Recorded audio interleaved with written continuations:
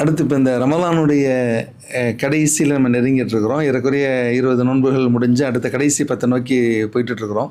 கடைசி 10 வந்தாலே நம்ம லைலத்துல் கதிர் அப்படின்ற வார்த்தைகள் வந்து அதிகமாக எல்லா இடங்கள்லையுமே புழங்கக்கூடியதை பார்க்குறோம். இப்போ அந்த லைலத்துல் கதிர் அப்படின்னு சொன்னால் என்ன அர்த்தம் சார்? அதே மாதிரி லைலத்துல் கதிர்னு சொல்கிறதுக்கு எல்லா விஷயங்களுக்கும் ஒரு காரணம் ஒன்று இருக்கும். இதுக்காக வேண்டி இந்த ஒரு பெயர் காரணம் அப்படின்னு இருக்கும்போது லைலத்துல் கதிர் அப்படின்றதுக்கான அந்த பெயர் காரணம் எப்படி வந்துச்சு, எங்கேருந்து வந்துச்சு, என்ன அடிப்படையில் வந்தது? லைலத்துல் கதிர் என்ற அரபி சொல்லுக்கு கதிர் இரவு அப்படின்னு அர்த்தம். இந்த கதிர்ண்டா என்ன அதை நான் பின்னால் சொல்கிறேன். லைலத்து என்றால் இரவு, கதிர் என்றால் கதிர் இரவு. இப்போ இந்த கதிர் அப்படிங்கிறதுக்கு தான் நீங்கள் என்ன மீனிங் அப்படின்னு கேட்டுக்கிறீங்க. அரபி மொழியில் 3 அர்த்தம் இருக்குது. ஆனால் 3 அர்த்தமே இங்கே பொருத்தமாக இருக்கிறது தான் நம்மளாம் ஆச்சரியப்படுற விஷயம். இந்த இரவுக்கு 3 அர்த்தத்தில் எந்த அர்த்தத்தை கொடுத்தாலும் சரிதான் அப்படிங்கிற அளவுக்கு இருக்குது.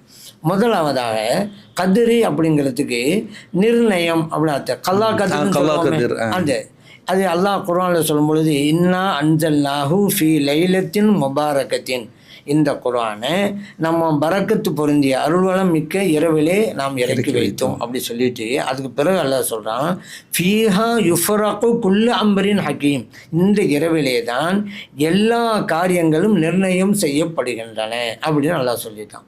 அப்போ எல்லா காரியம் நிர்ணயம் செய்யப்படுறதுனால அந்த இரவில் அப்போ லைலத்துல் கதிர் கல்லா கதருடைய இரவு அப்படிங்கிறது பொருத்தமாயிருச்சு. அதே போல் கதிர் அப்படிங்கிறதுக்கு சிறப்பு அப்படிங்கிற அர்த்தம் இருக்குது. ஷரப்னு அர்த்தம். இந்த கதராடின்னு சொல்கிறோம் அல்லவா? ஆமாம், துணியில் கதராடை. இது வந்து அரபி வார்த்தை தானே கதிர். கதிர்ன்றா சிறப்புக்குரிய, இந்த கதராடை சிறப்புக்குரிய ஆடை அப்படின்னு தான் அர்த்தம். இந்த அரபி சொல்லு தான் அது. அந்த சிறப்பு அப்படிங்கிறது அங்கே பொருத்தமாக தான் இருக்குது. ஏன்னு கேட்டால் மற்ற காலங்களில் செய்தால் கிடைக்கிற நன்மையை விட அந்த இரவில் செய்யும் பொழுது அதிகமான நன்மை கிடைக்கிறது அல்லவா? அப்போ சிறப்புக்குரிய இரவு ஆயிடுச்சுல. பல மாதங்களை விட 1000 மாதங்களை விடவும் சிறந்தது அப்படின்ற அல்லாஹ் சொல்கிற அளவுக்கு சிறப்புக்குரிய நாள் அல்லவா அது. அதனால் அந்த கதிர் சிறப்பு அப்படிங்கிற அந்த மீனிங் பிரகாரமும் பொருத்தமாக தான் இருக்குது. இன்னொரு அர்த்தம் கதிருங்கிறதுக்கு நெருக்கடின்ற அர்த்தம். இதையும் இறைவன் குர்ஆனில் சொல்லிக்கிறான். இந்த அர்த்தத்திலையும் இந்த வார்த்தையை இறைவன் குர்ஆனில் உபயோகிக்கிறான்.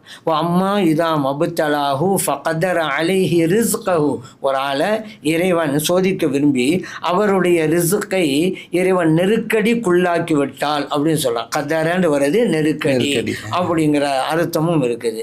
அந்த அர்த்தமும் இங்கே கொடுக்கலாம், நெருக்கடிக்குள்ளான இரவு. ஏன் அப்படின்னு கேட்டால் தனஸ்ஸலுல் மலாயிகத்து வர்ரோஹுன்னு அல்லாஹ் சொல்கிறான்ல, அந்த இரவில் மலக்குமார்கள் எல்லாம் வருகை தருகிறார்கள். எந்த அளவுக்குன்னு சொன்னால் மலக்குமாரோட வருகையினால மண்ணுலகமே நெருக்கடிக்கு உள்ளாகிவிட்டது. அதனால் இந்த 3 மீனிங் இருக்குது. 3 மீனிங்கும் பொருத்தமாக தான் அமைஞ்சிருக்கு அப்படிங்கிறத நம்ம அறிஞ்சுக்கலாம்.